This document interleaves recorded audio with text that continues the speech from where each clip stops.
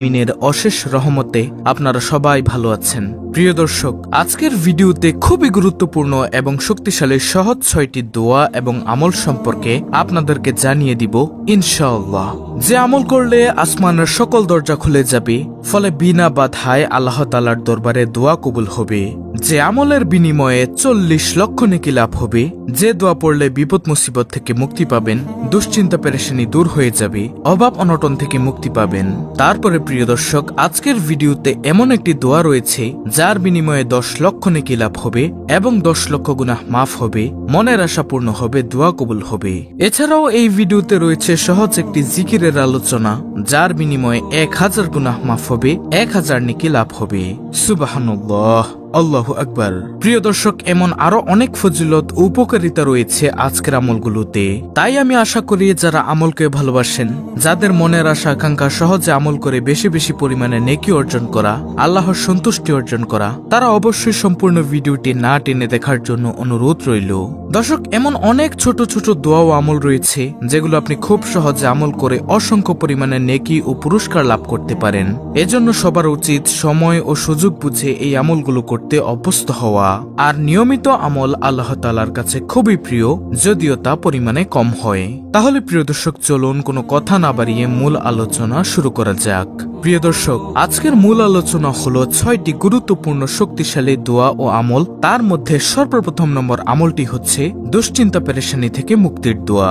নম্বর 1, যেটি হলো হাসবিয়াল্লাহু লা ইলাহা ইল্লা হুয়া আলাইহি তাওয়াক্কালতু ওয়া হুয়া রব্বুল আরশিল আযীম। অর্থ, আল্লাহ তাআলাই আমার জন্য যথেষ্ট, তিনি ব্যতীত কোনো উপাস্য নেই, তারই উপর আমি ভরসা করি, তিনি মহা আরশের অধিপতি।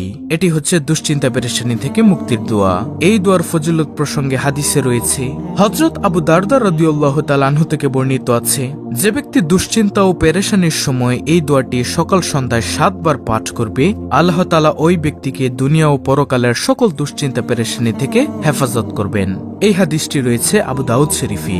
দোয়াটি হলো হাসবিয়াল্লাহু লা ইলাহা ইল্লা হুয়া আলাইহি তাওয়াক্কালতু ওয়া হুয়া রব্বুল আরশিল আযীম। তারপরে দ্বিতীয় নম্বরে যে দোয়াটির কথা বলবো সেটি হলো, যে দোয়া আসমানের সব দরজা খুলে যায়, ফলে বিনা বাধায় আল্লাহ তাআলার দরবারে দোয়া কবুল হয়। আর সেই দোয়াটি হচ্ছে আল্লাহু আকবার কাবীরা ওয়ালহামদুলিল্লাহি কাসীরা ওয়া সুবহানাল্লাহি বুকরাতান ওয়া আসীলা। অর্থ, আল্লাহ মহান, সর্বশ্রেষ্ঠ, সকল প্রশংসা অধিক হারে আল্লাহর জন্য, আল্লাহর গুণ বর্ণনা সকাল সন্ধ্যায়। এই দোয়ার ফজিলত প্রসঙ্গে হাদিস রয়েছে, হযরত আব্দুল্লাহ ইবনে ওমর রাদিয়াল্লাহু তাআলা আনহু থেকে বর্ণিত আছে, তিনি বলেন, আমরা রাসূলুল্লাহ সাল্লাল্লাহু আলাইহি ওয়াসাল্লামের সঙ্গে নামাজ পড়ছিলাম। সেই মুহূর্তে মানুষের মধ্য থেকে এক ব্যক্তি বলে উঠল, আল্লাহু আকবার কাবীরা ওয়ালহামদুলিল্লাহি কাসীরা ওয়া সুবহানাল্লাহি বুকরাতান ওয়া আসীলা। তখন নবীজি সাল্লাল্লাহু আলাইহি ওয়াসাল্লাম বললেন, কে বলল এসব বাক্য? অতঃপর উপস্থিত লোকদের মধ্যে সেই লোকটি বলল, ইয়া রাসূলুল্লাহ সাল্লাল্লাহু আলাইহি ওয়াসাল্লাম, আমি বলেছি। তখন প্রিয় নবী সাল্লাল্লাহু আলাইহি ওয়াসাল্লাম বললেন, এই বাক্যগুলো আমাকে আশান্বিত করেছে, এই বাক্যের কারণে আসমানের দরজাসমূহ খুলে গেছে।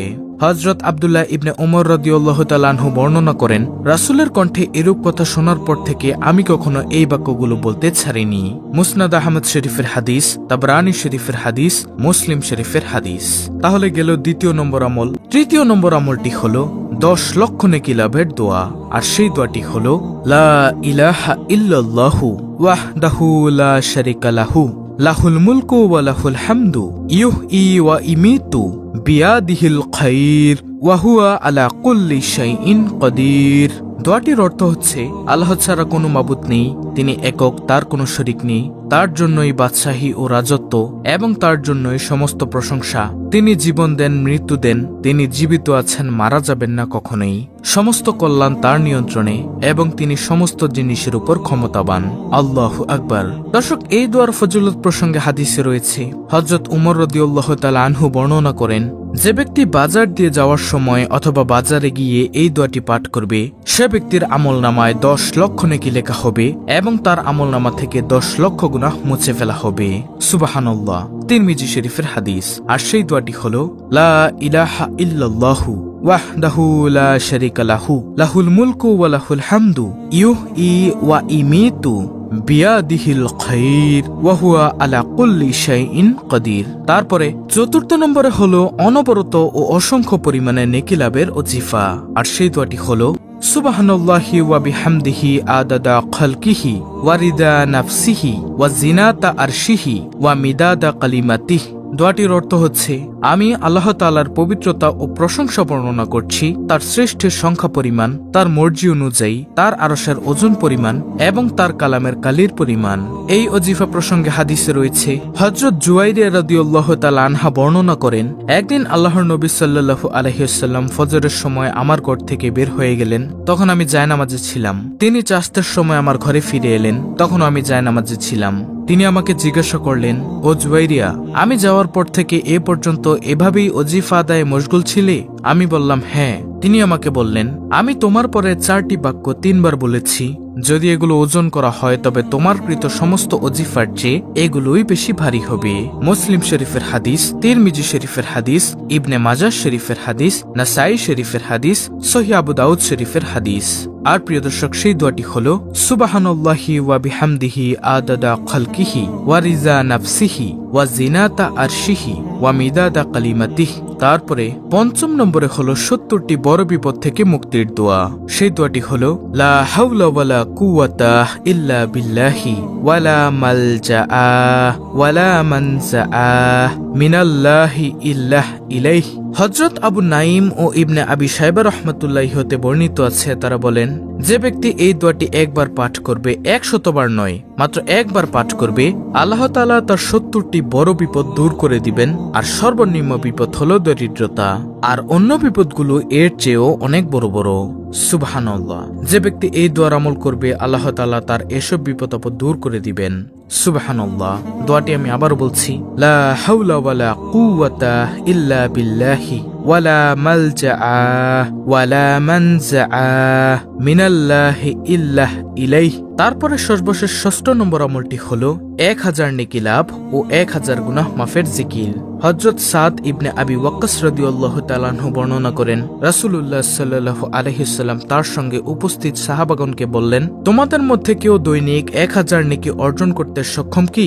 উপস্থিতদের একজন জানতে চাইলেন, আমাদের মধ্যে একজন কিভাবে দৈনিক 1000 নেকি অর্জন করবে? তখন প্রিয় নবী সাল্লাল্লাহু আলাইহি ওয়াসাল্লাম বললেন, কোন ব্যক্তি দৈনিক 100 বার সুবহানাল্লাহ পড়লে তার আমলনামায় 1000 নেকি লেখা হবে, অথবা তার 1000 পাপ মোচন করা হবে।